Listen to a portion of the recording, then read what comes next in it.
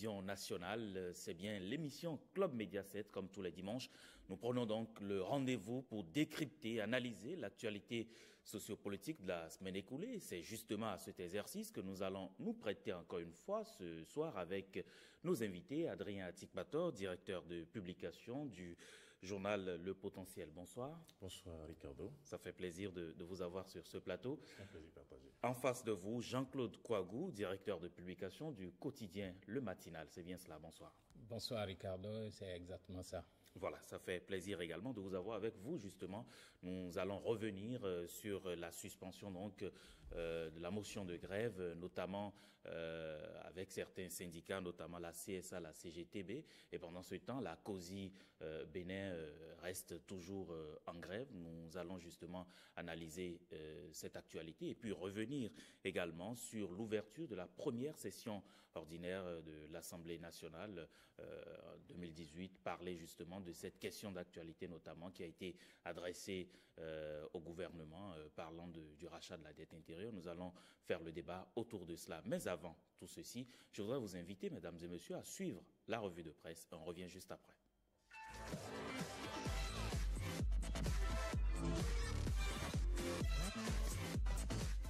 Bonjour à tous. L'actualité cette semaine, c'est le charivari sur le front social avec la levée de motions de grève de quelques centrales syndicales et l'appel à la poursuite d'autres syndicats. La Nation constate réduction des jours de grève par l'UNAMAB. Les magistrats ont repris service hier. Dynamisme Info va plus loin sur la levée de motions de grève et écrit en manchette dénouement de la crise dans le secteur public après le repli tactique de l'UNAMAB. 3 centrales syndicales suspendent leur motion de grève. La Nation reprend alors à sa une. Dégel partiel de la fronde sociale, la CSA Bénin, la CGTB et la CSUB se retirent de la grève. Le Potentiel, pour sa part, titre décrispation de la tension sociale au Bénin, CSA, CGTB et CSUB suspendent leur motion de grève. Le journal ajoute qu'elles appellent enseignants et élèves à reprendre les cours. Même chose peut-on lire à la une de l'actualité. Levée conjointe de motion de grève, CSA Bénin, CGTB et CSUB disent non à une année académique blanche. Info Plus se voulant alors péremptoire, titre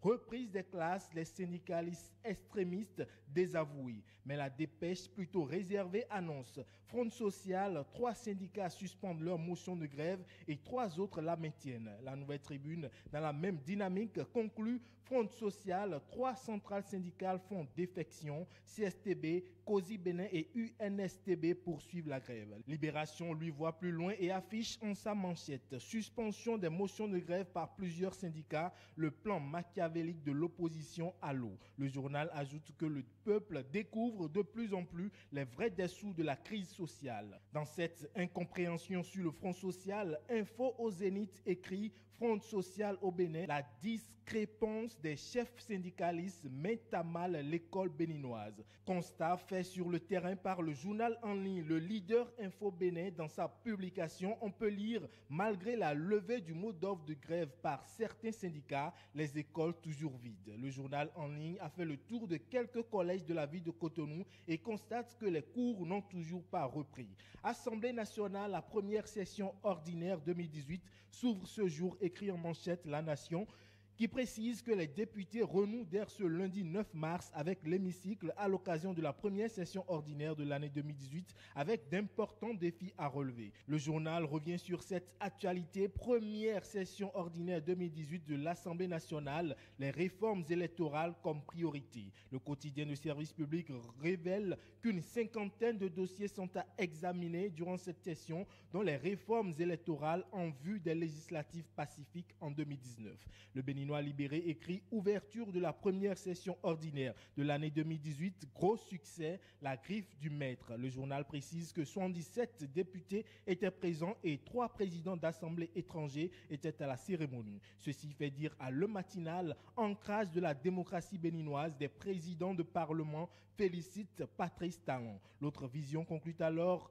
Assemblée nationale, c'est parti pour la première session ordinaire de l'année. Et pour cette première session de l'année 2018, l'événement précis écrit « Inauguration du bâtiment des députés et internationalisation de Radio Hémicycle, encore des prouesses sur la présidence Humbedi ». Fraternité trouve que Humbedi innove. Pour le journal avec Adrien Humbedi, c'est le renforcement de la démocratie et c'est Radio Hémicycle qui est désormais écouté partout au Bénin et à l'extérieur. Sans coup férir alors, le journal nous apprend le rapport d'activité du président de l'Assemblée nationale voté à l'unanimité. Tchakpata conclut malgré la campagne d'échecs orchestrée contre lui, le 6e rapport du président Humbedi adopté hier avec brio au Parlement. Toujours au Parlement avec les questions adressées au gouvernement. Le potentiel affiche questions écrites et orales avec débat pour contrôler les actions du gouvernement. Djogbenou est tanné au prétoire pour s'expliquer. Le matinal, question d'actualité, le gouvernement répond au Parlement. L'économiste lui parle de l'opération de rachat de la dette intérieure, les clarifications de Biotchané aux députés. Nord-Sud Quotidien évoque un autre aspect de ces questions d'actualité et titre « Mandat de gestion au port autonome de Cotonou, le gouvernement convainc les députés de l'opportunité ». Toujours et enfin au Parlement, levée d'immunité d'anciens ministres et de parlementaires, l'inculpation de Koutié, Djenontin à Tao enclenchée, peut-on lire à la une de Le Matinal. La Nouvelle Tribune plus précise titre « La levée d'immunité aux 3 députés, le Parlement officiellement saisi ». Ce sera tout pour cette revue de presse. C'était Ulvaeus Balogun à la présentation. À dimanche prochain.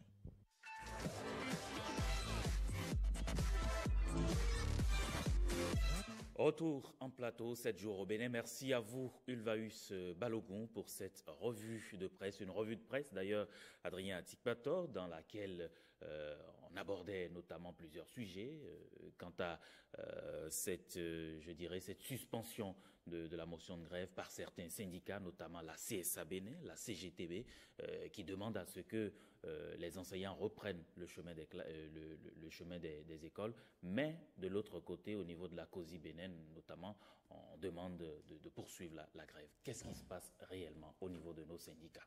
Non, mais d'ailleurs, il faut saluer ces centrales syndicales qui ont décidé de la levée de cette motion de grève qui fait vraiment du mal à l'école béninoise. Et ces centrales sont dans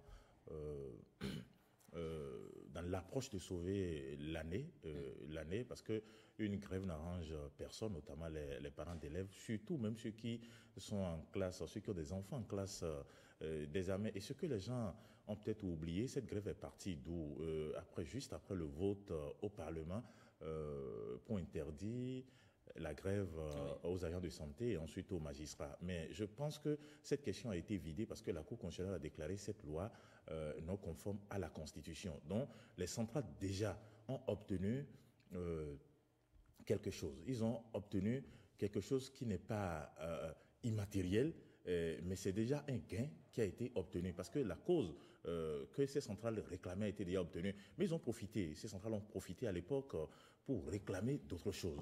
Et ces choses qui ont été réclamées, je crois, avec l'accord du gouvernement ou avec les discussions, le gouvernement a accepté d'accorder certaines choses. Et lors de la dernière rencontre où les choses sont capotées, il y avait cette affaire de défalcation qui a été soulevée. Et c'est ça qui a fait que les centrales syndicales n'ont pas signé le protocole d'accord. Et pour moi, je pense, parce qu'on ne peut pas faire d'une question préjudicielle une question de droit, une question qui n'était pas... Lors des négociations ou pendant les négociations, ce que j'ai appris des anciens secrétaires généraux, c'est que lorsqu'il y a une négociation en cours et qu'il y a une question préjudicielle, on met cela d'abord de côté pour vider les questions qui étaient en instance. Et ce n'est qu'après ça qu'on soulève maintenant la question qui a été mise de côté, ce que les autres n'ont pas voulu faire. Aujourd'hui, si les centrales syndicales ont décidé, et d'ailleurs c'est la majorité qui a décidé, la majorité des centrales syndicales qui ont décidé de lever cette motion de grève. Quand vous prenez par exemple la CSTB, qui depuis l'arrivée du gouvernement à la charte du moratoire, ou je ne sais pas trop le mot qui est donné à ça, la CSTB a refusé de signer ça. la CSTB a refusé de signer. Déjà, c'est dès l'arrivée du pouvoir. Non, c'est des gens qui sont proches des Rouges et qui sont des contestataires nés, qui ne veulent pas du tout des concessions. Mais est-ce que, et depuis toujours, quand on les invite à la table de négociation, cette centrale ne participe jamais à rien ou trouve toujours des échappatoires pour dire il y a si on ne va pas continuer. Mais si aujourd'hui, parce que là c'est les congés et les enfants doivent reprendre le 26, moi je pense que il est temps, après avoir tiré, et le gouvernement, la grève a continué, mais le gouvernement a décidé dans le deuxième mois de ne plus opérer des défalcations sur salaire. Le gouvernement a déjà fait un pas. Et dans ce pas, si le gouvernement fait pas, il revient au central syndical aujourd'hui de faire aussi un pas. Parce que le peuple béninois est là pour juger après, pour dire attention, les centrales syndicales, lors des grèves, n'ont pas obtenu grande chose, mais elles ont repris. Et aujourd'hui, il faut que le gouvernement les écoute aussi. Mais si on tient dur, c'est les enfants qui vont perdre. Et perdre une année scolaire, perdre une année de sa vie, ce n'est pas du tout bien. Il faut que les centrales syndicales qui n'ont pas encore fait, à l'exception de la CSTB, qui est due et qui ne veut entendre rien, je crois qu'il serait quand même de bon ton qu'à la prochaine, à la reprise après les congés, que les autres centrales puissent lever aussi pour qu'on sauve cette année-là. Sinon, ce serait dommage pour notre pays. D'accord. Jean-Claude Kouagou, il y a ces 3 centrales syndicales qui ont donc fait défection au nombre des 6 centrales syndicales, mais concrètement, aujourd'hui, on a l'impression que ces 3 centrales syndicales sont, je dirais, insultées de part et d'autre. Ce n'est pas la première fois que cela arrive.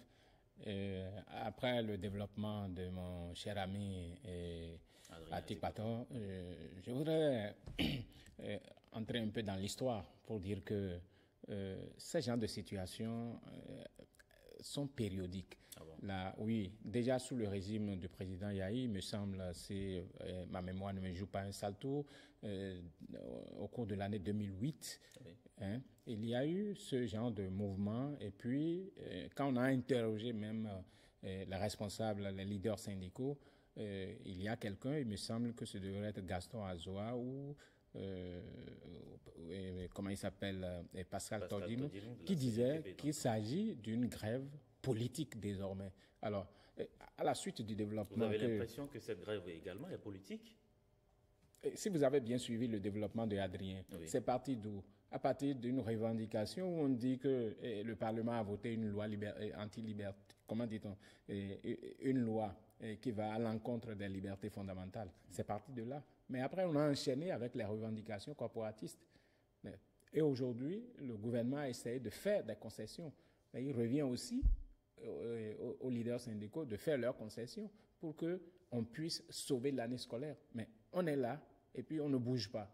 Donc, au finish, nous sommes rentrés dans un système, dans une grève politique. Et ce n'est plus une grève de revendication, de primes ou de ceci ou de cela. Donc, aujourd'hui, si on les interroge sur les mobiles qui sous-tendent cette grève, quelle réponse auront-ils à donner? Non, mais ce que les centrales syndicales, en tout cas pour celles qui sont encore en grève, ce qu'elles réclament, c'est la rétrocession des défalcations opérées sur leur salaire. Mais, et les centrales qui ont levé, est-ce que ces centrales-là, les militants de ces centrales-là ont reçu, est-ce qu'on leur a rétrocédé les rétentions sur salaire? C'est non. Donc, on peut, à partir du moment où on s'est entendu, on s'est engagé sur quelque chose, on peut s'entendre pour dire, avec le temps, il faudrait qu'on puisse nous rétrocéder ce qui a été prélevé à un moment donné. Et je crois que le gouvernement serait favorable à cela. Mais si ce n'est pas le cas, on serait en train de tirailler. Et les grands perdants, ce ne sont pas les membres de l'exécutif, ce ne sont pas les enfants des membres de l'exécutif, ce sont les parents pauvres que nous sommes. Et, comme il l'a si bien dit, c'est davantage beaucoup de psychose pour les parents dont les enfants sont dans les classes d'examen. Ceux qui doivent aller au CEP, ceux qui doivent aller au BPC et ceux qui doivent affronter le baccalauréat. Mais ils s'interrogent, est-ce que l'année sera blanche, est-ce qu'elle sera validée? On ne sait pas. Avec la poursuite de la grève, c'est très dangereux pour notre pays. Et ce n'est même pas bien pour l'image. Et l'autre chose également, je le disais à l'instant, Adrien Atik Pato, c'est comme s'il y avait ce sentiment de trahison au sein des syndicats aujourd'hui, parce que justement, c'est ce qui est démontré dans les réseaux sociaux et tout cela. Vous savez, les réseaux sociaux constituent aujourd'hui, les réseaux sociaux sont conçus des avantages et en même temps des effets néfastes.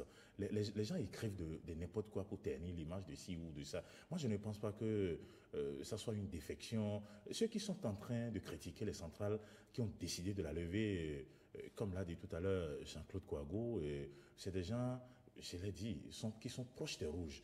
Et ceux-là voient toujours du mal partout. Moi, je ne pense pas que... C'est trop dire. Non, je dis voit du mal partout. Non, je répète encore. Lorsque les centrales syndicales ont décidé, après concertation de leur base, la preuve aujourd'hui, au niveau de toutes les écoles, ça n'a pas repris, mais il y a certaines écoles où les gens ont repris normalement les classes. Mais on ne peut pas tirer le jusqu'au boutisme n'arrange personne. Et si aujourd'hui, tous les enfants des membres du gouvernement, je ne sais pas s'il y en a parmi eux qui ont des enfants dans les écoles publiques, surtout dans les privés, et peut-être encore hors du territoire. J'ai dit peut-être encore du territoire. C'est nous, pauvres parents, qui ont des enfants dans les écoles publiques ou c'est-à-dire qu'en classe d'examen, même si c'est dans les écoles privées, qui n'ont pas les moyens d'envoyer les enfants à l'école qui vont périr dans cette affaire-là. Moi, je ne pense pas que cette levée soit considérée comme une politique ou une trahison. Ce n'est pas du tout la trahison.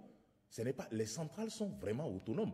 Et quand vous prenez la CGTB, dont le secrétaire général est un professeur émérite, Ansel Mamoussou, mais la CSA, voilà, qui a levé, mais quand vous prenez celui-là, c'est un enseignant, un professeur qui réfléchit beaucoup, c'est quelqu'un pour qui j'ai beaucoup de respect, mais si après réflexion, tous les secrétaires généraux ne sont pas des enseignants, mais après réflexion, après concertation de la base, a dit non, il faut suspendre à cette motion de grève-là pour sauver l'année. Et après avoir fini de sauver l'année, parce que les membres du gouvernement ne sont pas morts, le gouvernement existe encore, les secrétaires généraux ne sont pas morts, ils existent encore. Après avoir fini de sauver l'année, les discussions vont continuer. Encore à chaque rentrée scolaire, il y a toujours un préalable qui a été posé. Les centrales syndicales et les membres du gouvernement s'asseyent pour dire, bon, voilà pour une année apaisée, voilà ce que nous voulons. Le gouvernement dit, dans la caillante, voilà ce que nous avons. Il n'y a rien de politique ou rien de trahison, pas du tout. Aujourd'hui, les gens en font tellement d'amalgame et on trouve que ceux qui ont levé cette motion ont trahi. La trahison est où? Il n'y a pas de trahison. Quand les gens décident de sauver une année, oui, de sauver nos enfants, des âmes innocentes, qui sont encore là sur les bancs, mais où est la trahison? Moi, je n'en trouve pas. Donc aujourd'hui, c'est plutôt ceux qui trouvent qu'il faut continuer, il faut tenir, c'est-à-dire le jusqu'au boutisme. Moi, je pense que c'est plutôt ceux-là qui sont en train de trahir le peuple. Parce que lorsqu'on décide, si vous le permettez, oui, il y a un aspect important. Le gouvernement décaisse des milliards pour former les enseignants. Mais si vous évaluez à la fin, les meilleurs élèves sortent toujours des écoles privées. Pourquoi? Et pourtant, c'est parce qu'il y a cette affaire de grève qui perdure. À chaque année, on revient avec ça. Ça n'arrange même pas notre pays. Et les centrales syndicales sont éclairées et ont compris, ceux qui ont levé bien sûr, qu'on ne peut pas continuer dans cette option. Ça va arriérer notre pays davantage. Nous sommes un pays pauvre, on cherche à évoluer, à progresser. Et Patrice Talon, depuis qu'il est arrivé au pouvoir, il n'y a pas longtemps la découverte du pétrole, de l'or ou d'autres ressources minières quelque part. Vous l'avez dit qu'il n'y a pas beaucoup de ressources. Il n'y a pas d'autres ressources. C'est les mêmes ressources. Mais on demande des augmentations et on demande tout. On dit tout de suite et maintenant, si on n'obtient pas ça, il faut tout casser. Ça ne peut pas marcher pour un pauvre pays comme le Bénin. D'accord. Oui. On va espérer qu'on ne casse pas tout par ici. Jean-Claude Kouago, qu'est-ce qu'on peut espérer aujourd'hui ou demander aux autres centrales syndicales qui maintiennent encore le mouvement et qui ont la dent dure encore? Non, ce qu'il faut demander, c'est qu'ils entendent raison et que dans les jours à venir, surtout après les congés de Pâques, qu'ils puissent déposer les armes, reprendre les activités pédagogiques pour qu'on puisse essayer de sauver l'année scolaire. C'est très important pour notre pays, c'est très important pour l'avenir de nos enfants et c'est très important aussi pour le développement de notre pays parce que sans ça, on ne pourra pas avancer. Vous parlez de reprendre les activités, Adrien Tikbato, justement, belle transition sur le plan, je dirais, au niveau judiciaire. Les magistrats, notamment l'Union nationale des magistrats du Bénin, également a décidé de reprendre les activités au lieu de 96 heures de mouvement et débrayage. Cette union-là, les magistrats sont revenus à 112 heures. Non, c'était même 120 heures. C'était 5 jours du 5. Donc aujourd'hui, les magistrats ont décidé de revoir un peu leur copie en faisant désormais 112 heures de grève. C'est déjà heureux. Et quand vous voyez même les 3 jours, même les autres 3 jours, les 112 heures de grève, il y a des magistrats, en dehors même ceux qui sont au parquet, oui. Il y a des magistrats du siège qui continuent de travailler normalement. Vous allez voir la plupart des gens qui sont impliqués dans les affaires de détournement et tout ça ont été jugés, je crois, en pleine semaine, et non un lundi ou un vendredi. Donc ça veut dire que les gens sont conscients que ce n'est pas bon de paralyser le secteur justice aussi, parce que, et là encore, ce n'est pas le gouvernement. Et je l'ai dit ailleurs, si on décide, par exemple, les magistrats décident de pénaliser le gouvernement, ça veut dire, bon, tous les dossiers dans lesquels le gouvernement est demandeur, on ne prend pas ces dossiers-là. Mais les autres dossiers où vous et moi, les citoyens lambda, nous sommes demandeurs, qu'on puisse prendre ces dossiers-là. Parce qu'en décidant de punir le gouvernement de cette façon, on punit plus les populations, le citoyen lambda, que le gouvernement. Le gouvernement, le président Patrice Talon, n'a pas un dossier où il viendra au prétoire pour dire, ben, écoutez, j'ai tel dossier, écoutez-moi. Non, c'est vous et moi, nous qui avons des intérêts, et les citoyens lambda de Tchoumi, de Wassapionko, de Rassame ou je ne sais d'où, mais c'est nous, et non ceux-là. Mais si vous prenez aujourd'hui l'UNAMAM, qui a compris que cette affaire de défalcation ne doit pas en faire une histoire, l'Union peut revenir là-dessus plus tard pour dire, mais monsieur le ministre de la Justice, plaider auprès du gouvernement pour qu'on puisse nous rétrocéder. Mais pour l'instant, je crois qu'ils ont repris. Et peut-être de 120 heures à 112 heures, ils vont plus tard aussi annuler définitivement pour que le justiciable soit vraiment heureux d'avoir une justice digne et qui ne fait plus trop de grèves pour punir les populations. Parce que cette grève ne nous arrange pas. Des gens ont des dossiers et quand ils voyagent, quand ils quittent loin, j'ai un ami qui a voyagé, il n'est pas béninois, qui a voyagé ici parce qu'il a fait emprisonner des gens. Il est venu spécialement au Bénin pour une audience. Malheureusement, il y avait une affaire de grève. Mais le billet d'avion, les frais d'hôtel et tout ça, là, c'est une perte.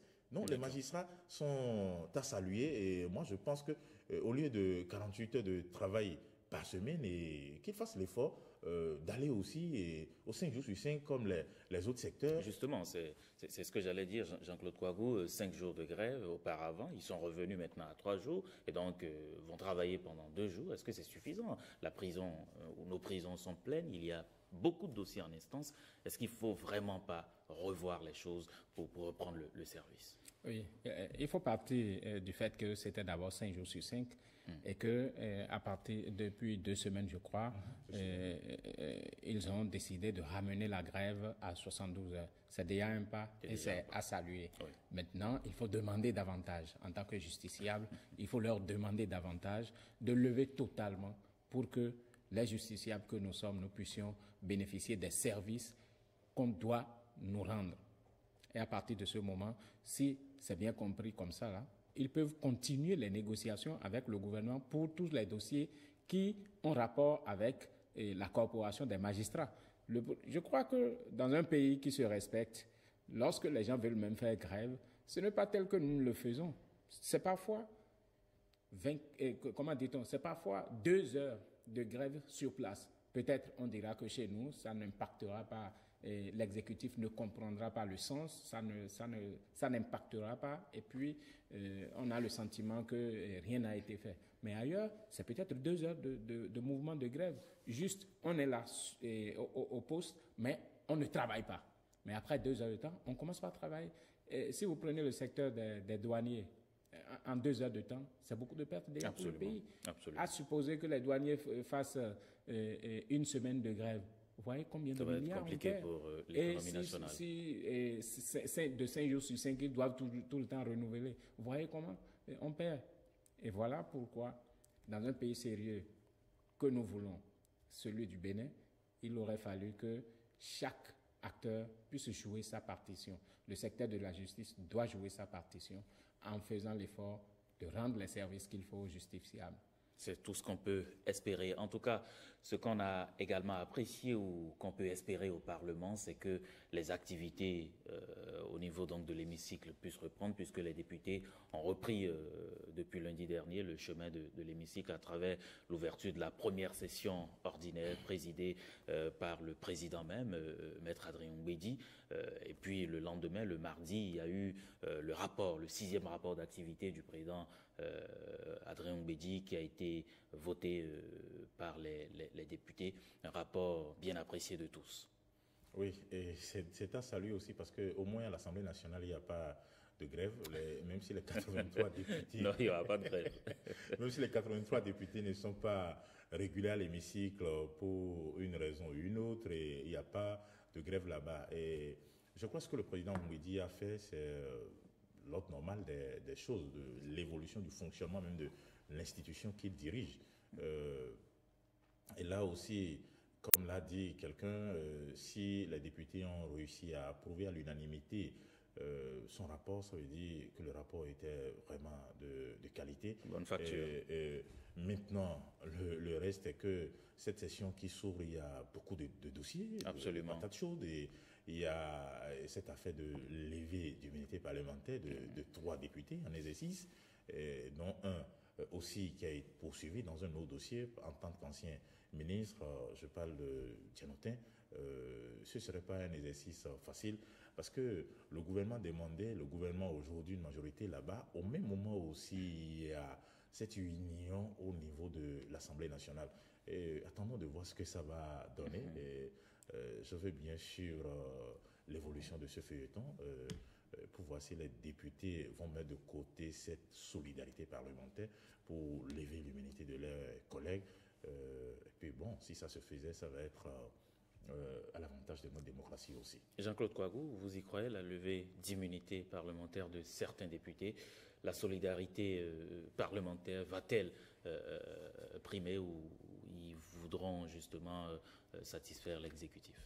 C'est vrai que les loups ne se mangent pas entre eux et que dans la pratique parlementaire par le passé, nous avons constaté qu'il y a eu toujours cette solidarité qui a toujours fait bloquer la levée d'immunité parlementaire. Mais je crois qu'avec un peu plus de recul aujourd'hui, est-ce que nos parlementaires qui sont investis de pouvoir, de faire la volonté du peuple, ne peuvent pas essayer de faire quelque chose d'autre, autre que ce qu'ils ont l'habitude de faire? Comment? Je voudrais les convier.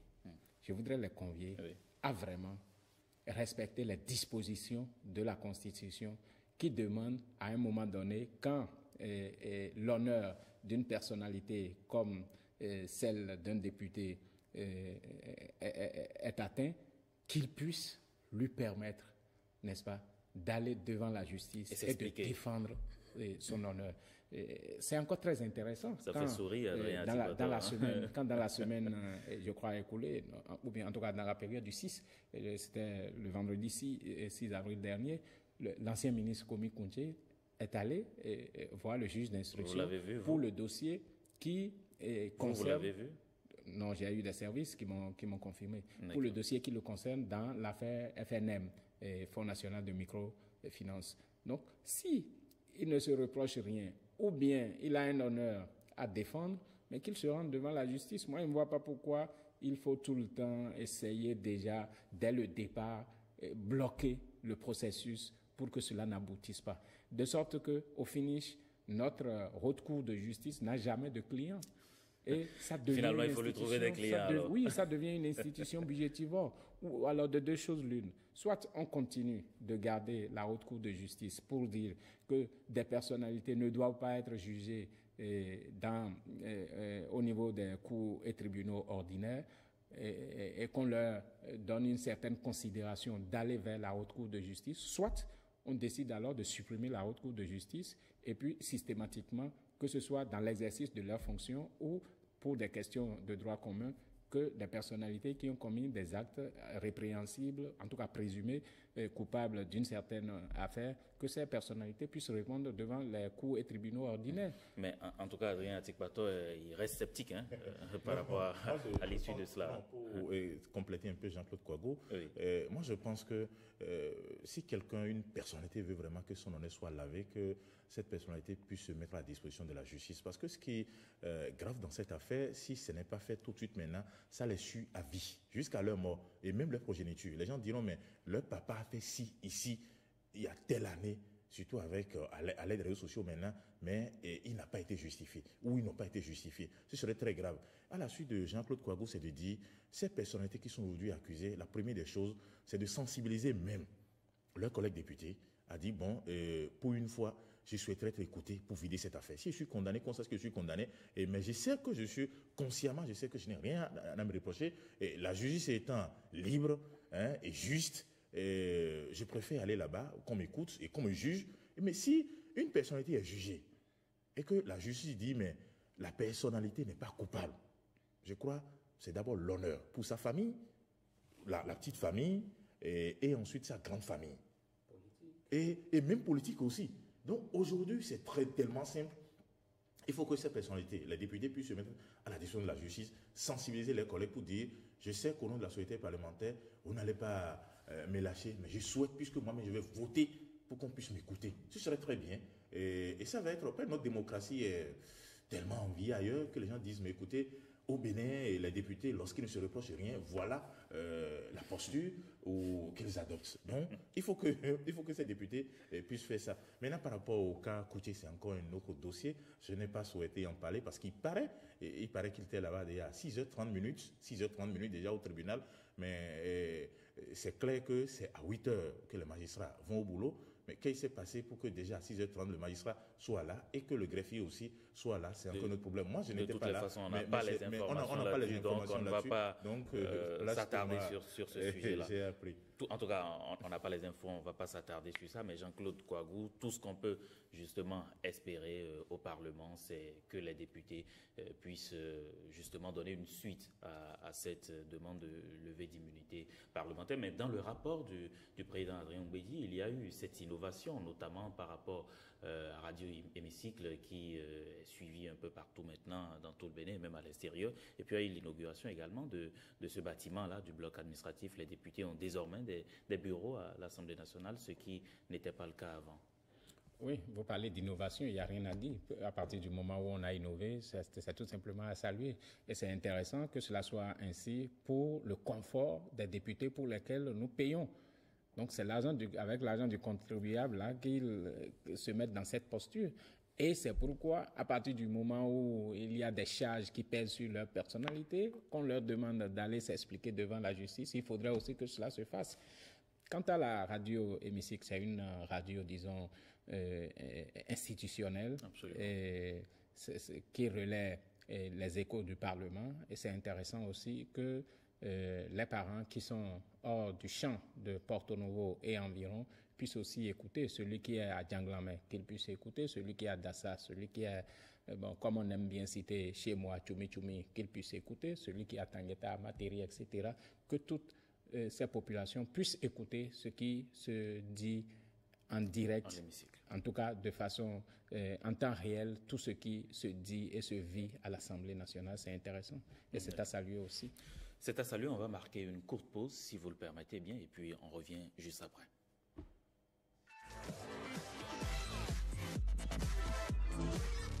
Quand le 14 février, jour des amoureux, coïncide avec le mercredi des cendres, début du carême catholique, et que le 1er avril, jour du poisson d'avril, coïncide de son côté avec la fin de ce carême et la fête de Pâques, la religion fait le show dans ce caricacho. Amis de caricacho, je vous salue. Comme le Je vous salue Marie de l'Église catholique, allons saluer l'Église protestante méthodiste du Bénin qui appelle à la tolérance. Tel est le titre de la planche du caricaturiste L'Enfant Claudio du quotidien Fraternité. Et le pasteur, Bible en main élevée vers le ciel en grand écart, élève la voix et prêche. Tolérez les talons comme nous, car c'est Dieu qui les envoie. Avec ce cri d'alarme, les yeux se portent vers les chaussures du pasteur qui ont des talents visibles. Visible sera sans doute le résultat pour que ce pasteur ne prêche pas dans le désert, avec prière protestante pour l'oasis de ce côté-là, prière catholique de ce côté-ci, avec cette planche du caricaturiste Tonakpa du quotidien Le Matinal. Et le père de famille annonce « Gloutou, rentrons, la prière est terminée ». Mais le fils dénonce « Ou bien tu ne sais pas lire. J'ai remis 5 francs à cette dame et son enfant et j'attends le centuple. » En fait, devant les statues de la Sainte Vierge Marie et de son fils Jésus-Christ, une affiche énonce « Donnez votre argent, Dieu vous le rendra au centuple ». Voilà ce pourquoi Gloutou attend le retour de l'ascenseur pour prendre le centuple de ce qu'il a déposé. Retour de l'ascenseur ici, non. Ascension spirituelle, non plus. Ascension des crimes rituels, oui. Des assassinats avec prélèvement d'organes humains et recueillement de sang qui défraient la chronique et effraient jusqu'à la colique. Les précautions sont imaginées pour sauver, garder et sauvegarder les enfants sur le chemin de l'école. Même les animaux cherchent et trouvent des pagnes pour attacher leurs rejetons au dos.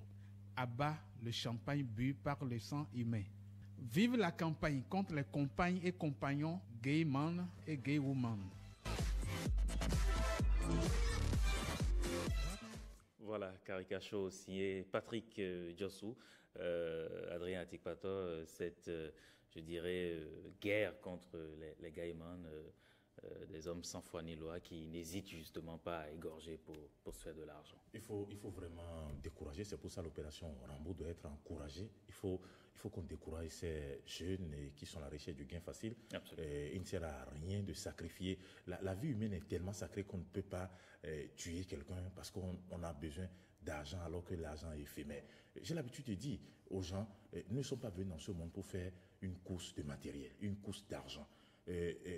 La richesse pour chacun de nous, c'est de se contenter de ce qu'on a, de ce qu'on est et de vivre heureux, d'avoir la paix du cœur. Lorsque vous avez l'argent et que vous entendez la voiture de police passer et vous êtes inquiet, la psychose et tout, ça, ce n'est plus de l'argent, ce n'est plus la paix. Et aujourd'hui, moi je pense, on peut être un paysan, même si vous gagnez 1000 francs par mois et que vous êtes fier, et vous avez la paix du cœur, c'est le plus important.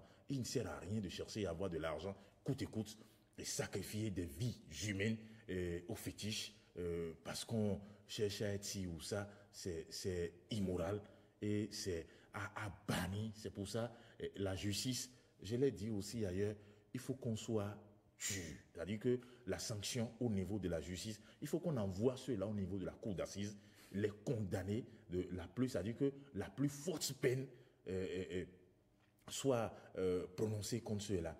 Il ne sert absolument à rien. On peut même remplir les prisons. Le gouvernement peut même construire une prison de façon spéciale pour qu'on...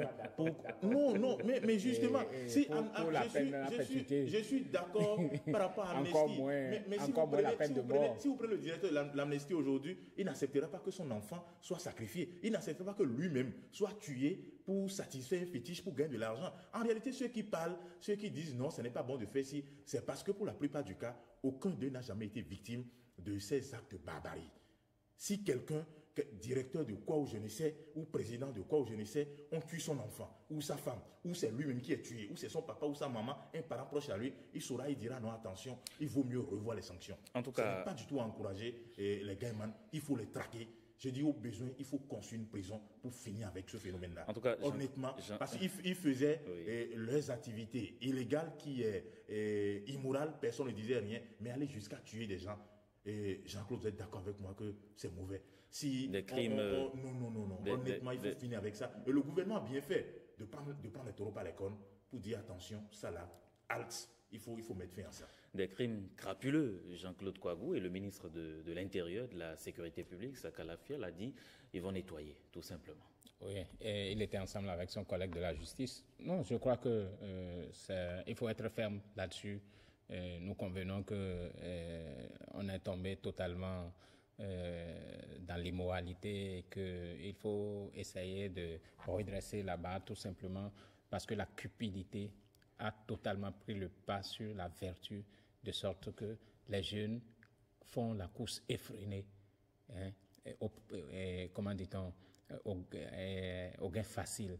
On veut tout de suite avoir de l'argent pour s'acheter de grosses montres, de grandes marques de voitures, de belles maisons, etc., etc. Mais quelles sont les sources de revenus? Si Dieu vous en donne, de façon tout à fait divine et que vous en disposez, personne ne dira rien. Mais s'il faut sacrifier une vie humaine qui est reconnue dans notre Constitution comme étant une vie sacrée, mais vous portez non seulement atteinte à la Constitution, mais vous portez aussi atteinte à la justice de Dieu. Et là, vous devez en répondre à tout point de vue. Je suis entièrement d'accord sur ce qu'il faut corser les peines pour ces hors-la-loi, ces divorcés sociaux qui sèment la terreur au nom de la cupidité. Mais quelque part, Adrien Atikpato, est-ce qu'il ne faut pas également revoir ce monde de féticheurs pour justement sortir les faux féticheurs également et les punir comme ça? C'est vrai, mais c'est aussi compliqué à faire. Ah bon, en quoi c'est compliqué, justement? Voilà. Si vous prenez la plupart, en fait, quand vous allez à l'INSAE et qu'on fait le point aujourd'hui, il y a beaucoup de chrétiens, il y a beaucoup de païens, d'animistes aussi. Et quand vous prenez ces païens, ces animistes, il y en a aujourd'hui qui s'adonnent à ce genre de pratiques, mais qui ne sont forcément pas des gaïmans. Ils sont à la recherche de ci ou de ça, qui sont des gaïmans, et qui sont là et personne ne sait. Et parfois, c'est des personnes insoupçonnables. Et rentrer dans chaque couvent aujourd'hui, il y a des couvents, qu'on ne se le cache pas, il y a des couvents aujourd'hui, vous pouvez être policier ou magistrat, vous ne pouvez pas accéder à ça. Lorsque vous n'êtes pas initié, c'est pas parce que ce fétiche prend forcément du sang humain, mais lorsque vous n'êtes pas initié, vous êtes un profane et que vous accédez à ça, les conséquences sont énormes. Non, mais c'est dans notre culture. Oui. Mais aujourd'hui, c'est déjà bien les rencontres avec les dignitaires. Ce sont ces dignitaires qui vont aider le gouvernement et aider aussi la population à extirper de leur rang les faux mounons, comme on les appelle en guillemets, ou des mounons qui sont aussi à la recherche de l'argent, qui ne sont pas des gaïmans, mais qui veulent aider les gaïmans aussi à gagner de l'argent. Mais l'exercice de finir avec eux, d'aller dans les couvents, ce ne serait pas du tout un exercice facile. Parce que, je l'ai dit tantôt, il y a des couvents aujourd'hui. Accéder à ces couvents en tant que profane, lorsque vous accédez, les conséquences, vous pouvez avoir tout ce que vous savez, mais les conséquences ne vous rateront pas, honnêtement. Donc, c'est de voir, c'est de sensibiliser, c'est les dignitaires, les dignitaires qui vont nous aider, qui vont aider le gouvernement à dire, bon, il y a tel fétiche qui, par le passé, faisait si, mais je crois qu'à l'instant où nous sommes, on peut finir avec ça. Mais sans eux, si c'est seulement le gouvernement qui va faire cette lutte, ça va être très compliqué. Mais il faut finalement venir à un répertoire, forcément, des rounons que nous avons au Bénin, des féticheurs en fait. Oui, puisqu'il s'agit aussi des religions. Les rounons et tout ce que nous disons là, il s'agit aussi des religions. Et quand pour les religions monothéistes, c'est déjà répertorié et on connaît le nombre au ministère de l'Intérieur, il va falloir aussi opérer de la même manière auprès des religions endogènes pour qu'on puisse les identifier, les connaître et connaître les responsables. Mais cela dit, il est aussi important que dans cet assainissement, l'exécutif ne fléchisse pas. Et je crois que de ce point de vue, le fait que le ministre de l'Intérieur et son collègue de la Justice aient mis un accent particulier sur le fait qu'il faut aussi traquer les Runongans qui sont complices par ailleurs des gaïmens, les a amenés, ça a créé un branle-bas et puis ça les a amenés aussi à commencer par s'organiser eux-mêmes. Donc c'est en leur sein qu'ils vont essayer de dénoncer ceux qui, au nom de la religion, utilisent cette religion à des fins qui ne sont pas appropriées. Donc, on peut espérer que dans les semaines à venir, que le nettoyage puisse se faire au niveau de cette écurie-là. On va espérer que le nettoyage se fasse vraiment à ce niveau. Alors, on a encore quelques petites minutes, Adrien Atikpato, le temps de revenir rapidement sur ce sujet. C'est vrai, le 6 avril, il est passé depuis quelques jours, mais on parle toujours des 2 ans du gouvernement du président Patrice Talon, 2 ans de gestion. Il reste encore 3 ans, sans doute 3 ans pour la mise en œuvre vraiment des réformes initiées, puisque le Bénin, il est visiblement en chantier maintenant. Oui, c'est bien. J'ai suivi Social Watch la dernière fois et qui, malgré tout, a beaucoup apprécié le régime. Et je pense que le président Patrice Talon et son gouvernement ont décidé de faire les choses de façon méthodique. Et vous allez voir, je ne suis pas le porte-parole ici, mais à les écouter parce que il y a une émission qui passe régulièrement sur votre chaîne de télévision ici. J'ai suivi les ministres défiler et à les écouter. Moi, je suis convaincu que d'ici 1 an, 2 ans, il y aura beaucoup de choses, beaucoup de changements dans ce pays. Vous avez vu, déjà, le ministre de la Santé a dit qu'en septembre, déjà, ils vont lancer l'hôpital d'Abomey-Calavi, l'hôpital de référence d'Abomey-Calavi. Il y a déjà la présélection de l'entreprise qui va construire le contournement de Nord-Sud Cotonou. Le contournement. Et il y a aussi beaucoup d'autres choses qui vont être lancées à l'intérieur du pays, et comme dans la ville ici. Le projet d'asphaltage, l'arche et tout ça là. Puis on a fini de faire les études. Aujourd'hui, ce qui reste à faire, c'est le concret. Et ce concret, ça va être dans les mois et les années à venir. Et le président Patrice Talon lui-même, il a dit le jour du lancement, je crois que c'était le 15 ou le 16 décembre 2016, où il a dit, lors du lancement du PAG, il dit non, ceux qu'il appelle à Bonon, n'ont qu'à se patienter, le temps de voir 3 ans, 4 ans, pour voir de quoi il est véritablement capable. Aujourd'hui, c'est vrai, les gens disent, mais ça ne va pas dans le pays. Justement, parce que les gens se plaignent, dans le panier de la ménagère, il n'y a rien. Donc. Et je crois, malgré ça, là, si vous voyez aujourd'hui tout ce que le FNPEJ, le FNM a investi, je n'ai pas les chiffres dans la tête ici, mais je prends par exemple le FNPEJ qui a financé plus de 15 000 personnes pour les microcrédits qui sont passés de 30 000, de 50 000 à 100 000 aujourd'hui. On fait tout ça là, mais malgré ça, les gens continuent de crier. Il y a beaucoup de choses qui se font, peut-être parce qu'il n'y a pas beaucoup de communication autour, comme par le passé, ce qu'on nous a habitués à une communication à outrance, ce n'est pas ce qui se passe. Les gens continuent de crier, oui, d'accord, pour opérer des réformes, pour que demain soit meilleur. Il faut qu'on crie aujourd'hui, parce que les pays que nous appelons aujourd'hui les pays de grand développement ou de grande démocratie, ça a été aussi dû comme ça. Et ce n'est qu'après ça que les populations ont commencé par dire, mais attention, on ne savait pas que nos dirigeants pensaient à notre bonheur. Et c'est ce qui se passe exactement au Bénin aussi. Espérons le meilleur. Jean-Claude Kouagou, 2 ans après, dans la gouvernance Talon, les gens, les Béninois se plaignent encore. 3 ans qui restent encore. Est-ce que quelque chose va changer? Vous y croyez? Je crois que quelque chose peut changer, et ça a même déjà changé, ne serait-ce que la manière de gérer le pays. Depuis 2 ans, s'il faut faire ce bilan-là aussi, à ma connaissance... Il n'y a pas eu de grand dossier de... Non, le chef de l'État est sorti combien de fois? Je me rappelle tout simplement qu'il est allé en novembre 2016 à Parakou, puis il a profité de cette tournée pour aller à Waké où il y avait quelques problèmes. Il demandait à ce qu'on serre la ceinture dans le temps. Oui, bon, c'est là-bas qu'il a émis cette phrase-là qui est restée dans la mémoire. Alors, il est revenu à Cotonou, mais depuis ce temps, il n'a plus retourné sur le terrain. Il travaille. Donc de ce point de vue-là, c'est déjà une différence. On a déjà marqué la rupture avec ce qui se faisait par le passé, où dans la même journée, vous prenez le président Yaïbouni, il pouvait être à Materi, être à Kandi, revenir à Pobé et revenir à Cotonou tranquillement dans la même journée. Différents. Donc, de ce point de vue-là, il y a déjà une nette différence. Et alors, c'est ce qu'il nous avait promis. Ce qu'il nous a promis essentiellement, c'était la rupture avec les anciennes pratiques, et lui, il a sa méthode. Alors, pour revenir à ce que beaucoup de Béninois doivent s'attendre, c'est le concret. Et en 2 ans, on ne peut pas percevoir ce concret-là.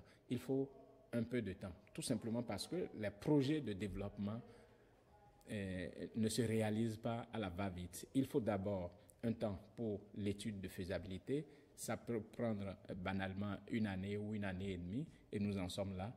Donc, au bout de 2 ans, on est à ce niveau, on s'est approprié tous les dossiers de la nation, et à partir de ce test-là, on va commencer par réaliser des choses qui seront perceptibles, visibles, et les Béninois vont se satisfaire de cela.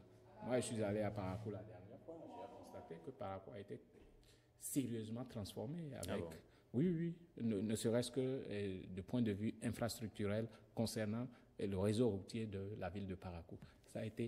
Ça c'est physique, c'est visible, n'importe qui peut aller voir. Vous prenez la route Parakou-Djougou aussi, ça a été une voie totalement réfectionnée. Il y a aussi d'autres chantiers qui sont en cours. Donc, je crois que dans l'ensemble, il y aura beaucoup de choses à faire. Et dans le bilan que le ministre de la Santé a fait la dernière fois, c'est qu'on nous promet aussi non seulement l'hôpital de référence d'Abomey-Calavi, mais beaucoup d'autres hôpitaux de zone pour couvrir intégralement toute l'étendue du territoire national, pour que la pyramide sanitaire soit beaucoup plus efficace et répondre promptement quand il y a des problèmes qui se posent, notamment à l'occasion des épidémies, qu'on puisse réagir promptement pour circonscrire le mal et pouvoir le traiter avec efficacité. En tout cas, Adrien Atik-Patois, ce sera la conclusion. Le volet social intéresse beaucoup et il faudra vraiment que le gouvernement s'y penche. Je crois, je l'ai dit tantôt, le gouvernement travaille sur le volet social, mais ce n'est peut-être pas visible. Est-ce que vous savez par exemple que le ministère de la Jeunesse et des Sports, Loisirs a doté des jeunes par commune, les 77 communes, des jeunes ont reçu des enveloppes non remboursables. Et le ministère de... Non, pardon, c'est pas le ministère de la Jeunesse, le ministère de... le ministère social ou le ministère des petites moyennes entreprises, voilà, de Modeste Kérékou, 200 000 francs, pour plusieurs jeunes, et dans les 77 communes, mais les gens ne savent peut-être pas que ça a été fait. J'ai parlé de 15 000 tout à l'heure. Si vous allez au niveau du FNM et du FNPEJ aussi, beaucoup de choses ont été faites. Et aujourd'hui, les gens confondent aussi, c'est important, les gens confondent aujourd'hui le sous-emploi et le chômage. Et quand vous allez au niveau de l'INSAE, on vous dira qu'il n'y a même pas 2% de chômeurs au Bénin. Parce que le BIT considère comme chômeur celui qui se réveille, qui ne fait rien, qui est là du matin au soir. Et mais quelqu'un qui va, même si c'est la tomate, vous vendez et que vous prenez même 1000 francs par mois, on considère que vous êtes employé, mais vous êtes sous-payé. Non, il y a une différence entre le chômage et le sous-emploi. Les gens n'arrivent pas à faire cette différence-là. Et ne pas le faire, les gens continuent de crier. Et combien de personnes vous disent, bon, ce que moi j'ai l'habitude de faire, je n'arrive plus à le faire, ils sont très peu à le dire. Mais nous avons cette manière de voir les choses, on crie tout le temps, ça ne va pas, ça ne va pas, ça ne va pas. Ceux qui continuent, ceux qui travaillent continuent de gagner de l'argent, c'est ceux qui ne font rien et qui ne gagnent rien. Mais je pense que le volet social aussi, le gouvernement s'y penche beaucoup. Et je vais rapidement profiter de votre occasion pour vous dire, sur les réseaux sociaux, ça circule depuis quelques heures que le potentiel a été suspendu et je voudrais dire que c'est très faux. C'est très faux. Vous allez passer à la direction des relations publiques de la télévision nationale. Merci Adrien Atik-Patois. Je le rappelle, vous êtes le directeur de publication du journal Le Potentiel. En face de vous, il y avait Jean-Claude Kouagou, le directeur de publication du journal Le Matinal. Merci chers confrères, merci pour ces analyses assez pertinentes. Mesdames et messieurs, c'est la fin de cette émission Club Média 7. Rendez-vous donc dimanche prochain sans doute pour un autre numéro. Merci à toute l'équipe technique conduite de main de maître par Janvier Tonon. Bonsoir chez vous.